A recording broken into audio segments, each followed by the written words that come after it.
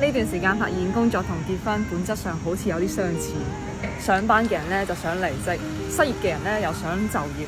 最撚關鍵嘅係，你離婚嗰下就好似出糧咁樣樣，好似個細路仔攬住你同你講：阿媽唔好走啊！3分鐘大概巴西咗。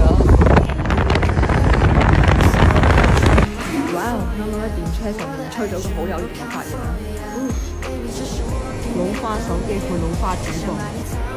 上午場嘅工作已經結束，睇下食啲咩先。12點先嚟食呢個早餐，就係為咗食個薯餅。呢個薯餅實在係太有誘惑力啦，我已經吃掉了一個。嚟到星巴克肯定要溝電先嘅啦。我咁大個女搣呢個包裝紙嘅時候，就從來未試過可以完完整整保留佢呢個紫菜。發明呢個三角形飯團嘅人又都係天才嚟嘅，每一次搣咗另外一邊嘅紫菜出嚟咧，後邊嗰半邊咧就永遠卡喺個包裝袋度嘅。